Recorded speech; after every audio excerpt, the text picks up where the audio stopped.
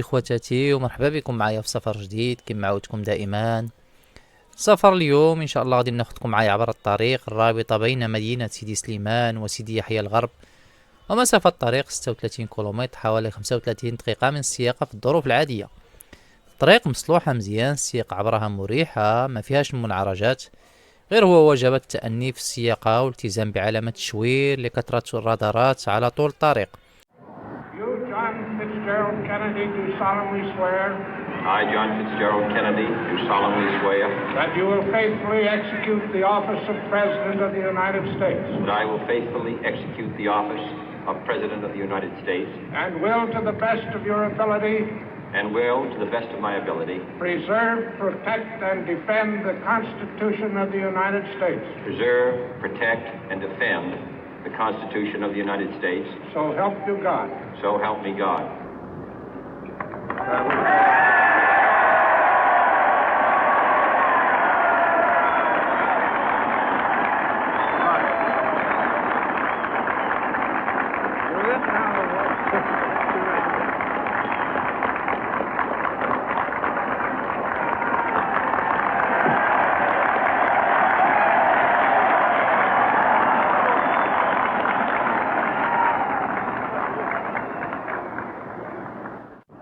Vice President Johnson, Mr. Speaker, Mr. Chief Justice, President Eisenhower, Vice President Nixon, President Truman, Reverend clergy, fellow citizens.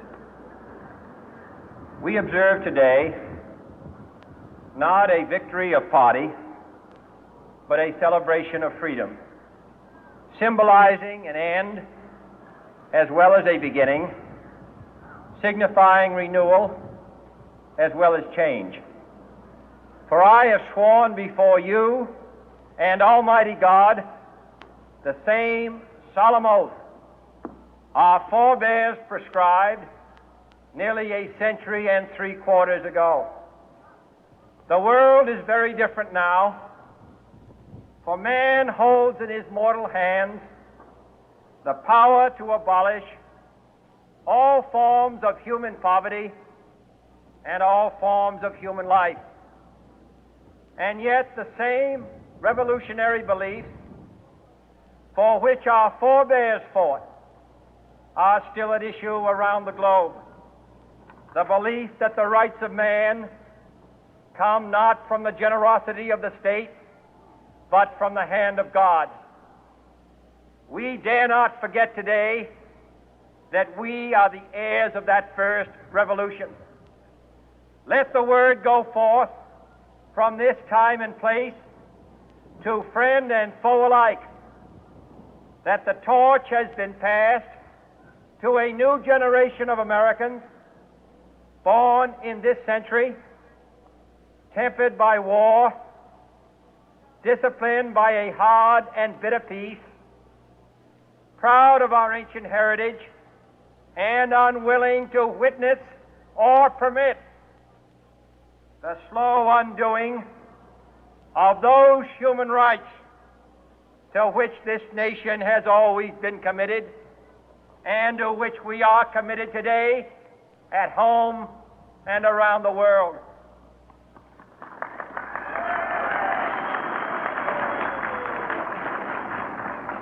Let every nation know, whether it wishes us well or ill, that we shall pay any price, bear any burden, meet any hardship, support any friend, oppose any foe to assure the survival and the success of liberty.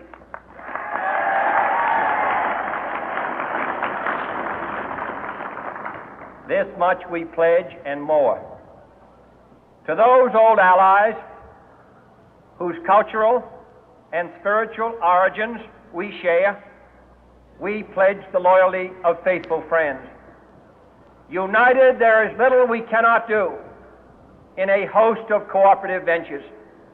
Divided, there is little we can do, for we dare not meet a powerful challenge at odds and split asunder. To To those new states whom we welcome to the ranks of the free, we pledge our word that one form of colonial control shall not have passed away merely to be replaced by a far more iron tyranny.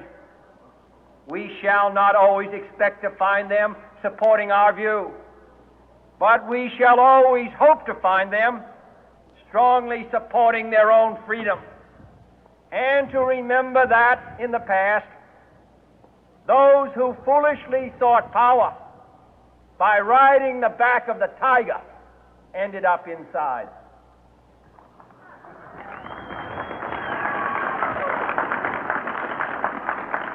To those people in the huts and villages of half the globe struggling to break the bonds of mass misery, we pledge our best efforts to help them help themselves for whatever period is required, not because the communists may be doing it, not because we seek their votes, but because it is right. If a free society cannot help the many who are poor, it cannot save the few who are rich.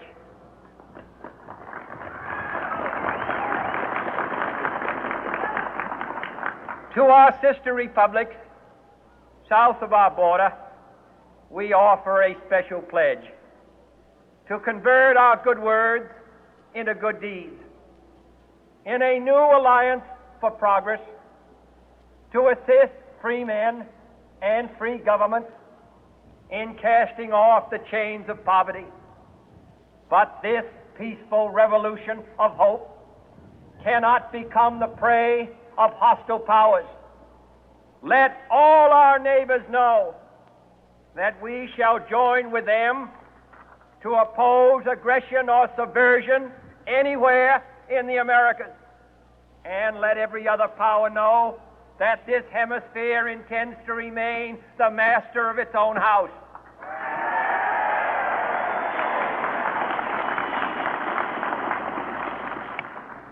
To that World Assembly of Sovereign States, the United Nations, our last best hope, in an age where the instruments of war have far outpaced the instruments of peace, we renew our pledge of support to prevent it from becoming merely a forum for invective, to strengthen its shield of the new and the weak, and to enlarge the area in which its writ may run.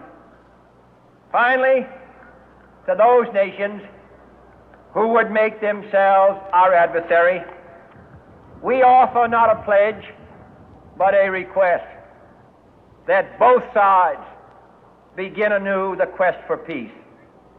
Before the dark powers of destruction, unleashed by science, engulf all humanity in planned or accidental self-destruction, we dare not tempt them with weakness, for only when our arms are sufficient beyond doubt can we be certain beyond doubt that they will never be employed.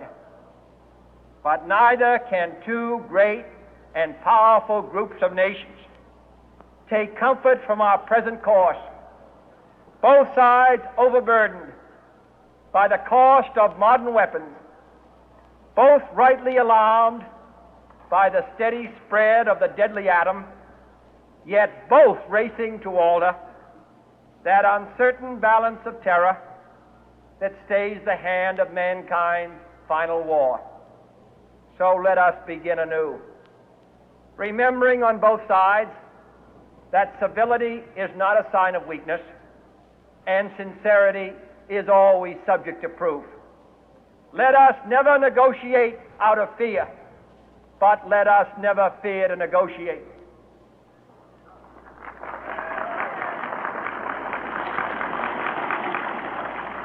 Let both sides explore what problems unite us, instead of belaboring those problems which divide us. Let both sides, for the first time, formulate serious and precise proposals for the inspection and control of arms. and bring the absolute power to destroy other nations under the absolute control of all nations.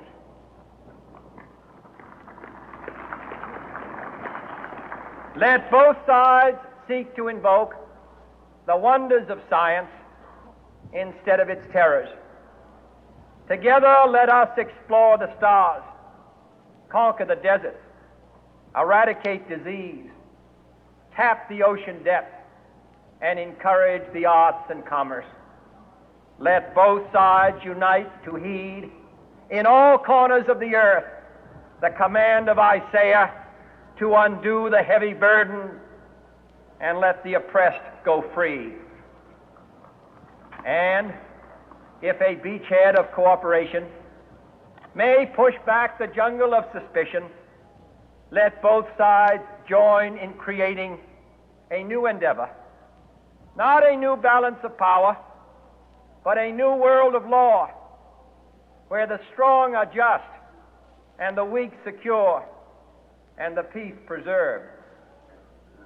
All this will not be finished in the first 100 days, nor will it be finished in the first 1,000 days, nor in the life of this administration, nor even perhaps in our lifetime on this planet. But let us begin.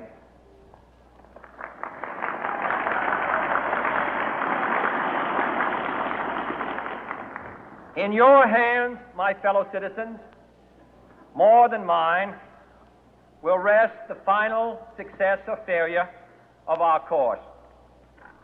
Since this country was founded, each generation of Americans has been summoned to give testimony to its national loyalty.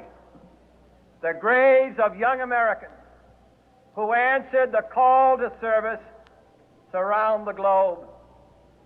Now the trumpet summons us again, not as a call to bear arms, though arms we need, not as a call to battle, though in battle we are, but a call to bear the burden of a long twilight struggle, year in and year out, rejoicing in hope, patient in tribulation, a struggle against the common enemies of man, tyranny, poverty, disease, and war itself.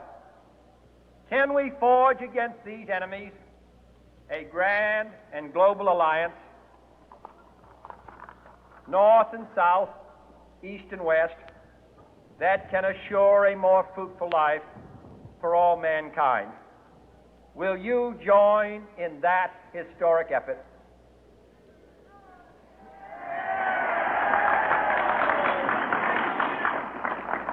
In the long history of the world, only a few generations have been granted the role of defending freedom in its hour of maximum danger. I do not shrink from this responsibility. I welcome it.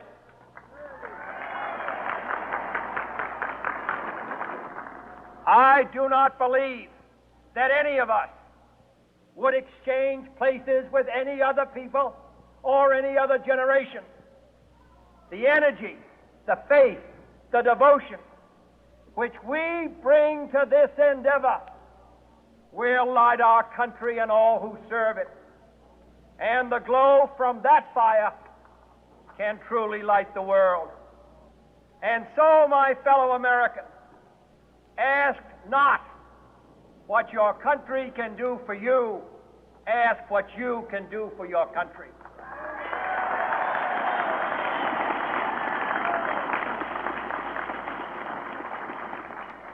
My fellow citizens of the world, ask not what America will do for you, but what together we can do for the freedom of man.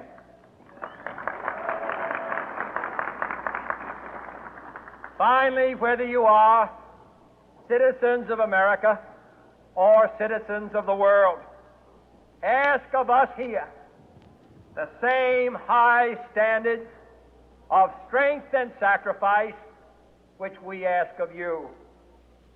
with a good conscience, our only sure reward, with history the final judge of our deeds, let us go forth to lead the land we love, asking His blessing and His help, but knowing that here on earth God's work must truly be our own.